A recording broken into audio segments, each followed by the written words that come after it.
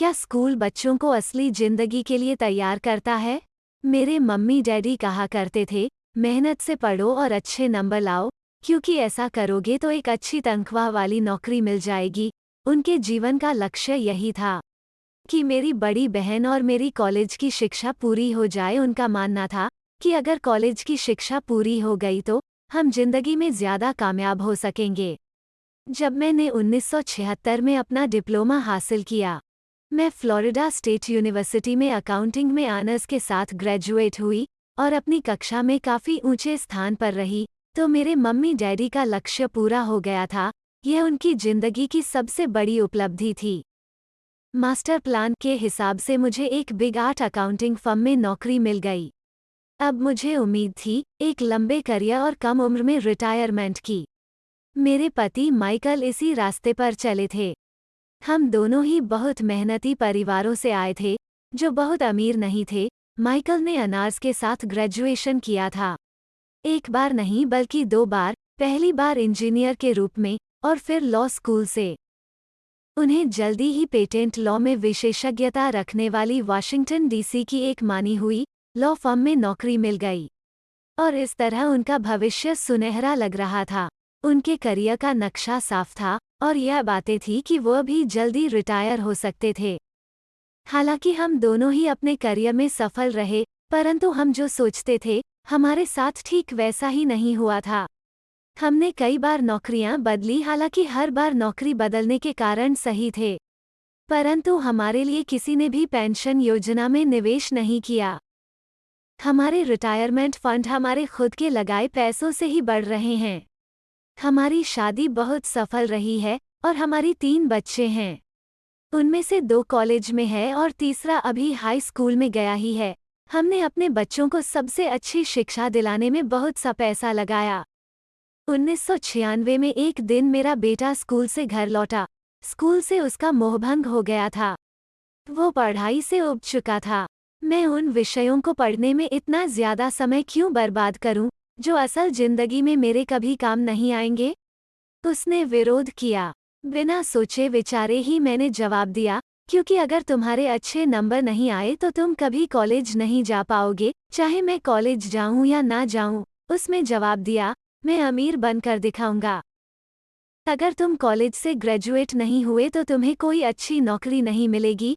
मैंने एक माँ की तरह चिंतित और आतंकित होकर कहा। बिना अच्छी नौकरी के तुम किस तरह अमीर बनने के सपने देख सकते हो? मेरे बेटे ने मुस्कुराकर अपने सिर को बोरियत भरे अंदाज में हिलाया। हम यह चर्चा पहले भी कई बार कर चुके थे। उसने अपने सिर को झुकाया और अपनी आंखें घुमाने लगा। मेरी समझदारी भरी सलाह एक बार फिर उसके कानों के भीतर नहीं गई थी। हालांकि वो स्मार्ट और प्रबल इच्छाशक्ति वाला युवक था, परंतु वह नम्र और शालीन भी था। मम्मी, उसने बोलना शुरू किया और भाषण सुनने की बारी अब मेरी थी।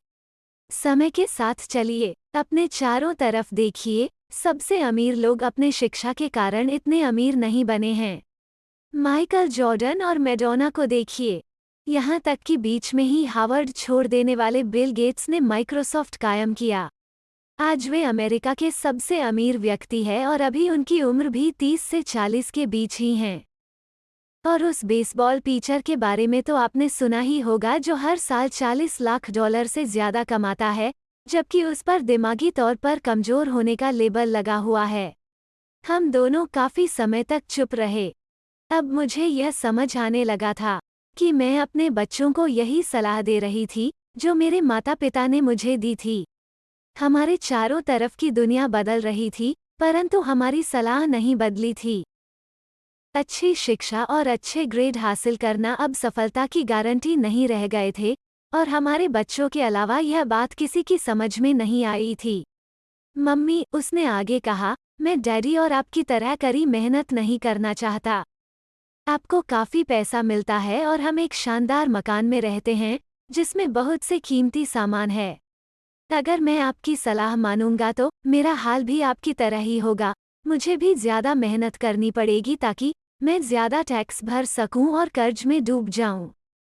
वैसे भी आज की दुनिया में नौकरी की सुरक्षा बची नहीं है। मैं यह जानता हूं कि छोटे और सही आकार की फार्म कैसी होती है।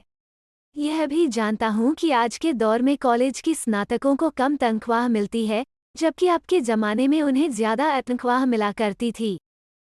डॉक्टरों को देखिए, वो अब उतना पैसा नहीं कमाते जितना पहले कभी कमाया करते थे। मैं जानता हूँ कि मैं रिटायरमेंट के लिए सामाजिक सुरक्षा या कंपनी पेंशन पर भरोसा नहीं कर सकता। अपने सवालों के मुझे नए जवाब चाहिए। वो सही था, उसे नए जवाब चाहिए थे और मुझे भी।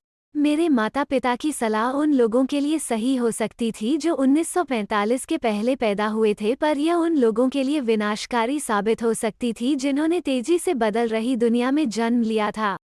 अब मैं अपने बच्चों से सीधी सी बात नहीं कर सकती थी, स्कूल जाओ, अच्छे ग्रेड हासिल करो और किसी सुरक्षित नौकरी की तलाश करो। मैं जानती थी कि मुझे अपने बच्चों की शिक्षा को सही दिशा में देने के लिए नए तरीकों की खोज करनी होगी। एक माँ और एक अकाउंटेंट होने के नाते मैं इस बात से परेशान थी कि स्कूल में बच्चों को धन संबंधी शिक्षा या वित्तीय शिक्षा नहीं दी जाती। हाई स्कूल खत्म होने से पहले ही आज के युवाओं के पास अपना क्रेडिट कार्ड होता है। यह बात अलग है कि उन्होंने कभी धन संबंधी पाठ्यक्रम में भाग नहीं लिया होता है और उन्हें यह भी नहीं पता होता है कि इसे किस तरह निवेश किया जाता है।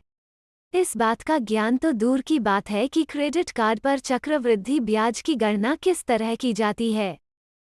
आसान भाषा में कहें तो उन्हें ध्यान संबंधित शिक्षा नहीं मिलती और यह ज्ञान भी नहीं होता कि पैसा किस तरह काम करता है। इस तरह में उस दुनिया का सामना करने के लिए कभी तैयार नहीं हो पाते जो उनका इंतजार कर रही हैं। एक ऐसी दुनिया जिसमें बचत से ज्यादा खर्च को महत्व दिया जाता है। जब मेरा बड़ा बेटा कॉलेज के शुरुआती दिनों में अपने क्रेडिट कार्ड को लेकर कर्ज में डूब गया तो मैंने उसके क्रेडिट कार्ड को नष्ट करने में उसकी मदद की। साथ ही मैं ऐसी तरकीब भी खोजने लगी जिससे मेरे बच्चों में पैसों की समझ आ सके। पिछले साल एक दिन मेरे पति ने मुझे अपने ऑफिस से फ़ोन किया। मेरे सामने एक सज्जन बैठे हैं और मुझे लगता है कि तुम उनसे मिलना चाहोगी। उन्होंने कहा उनका नाम रॉबर्ट कियोस्की है। वे एक व्यवसाय और निवेशक है तथा वे एक शैक्षणिक उत्पाद का पेटेंट करवाना चाहते हैं। मुझे लगता है कि तुम इस चीज़ की तलाश कर रही थी।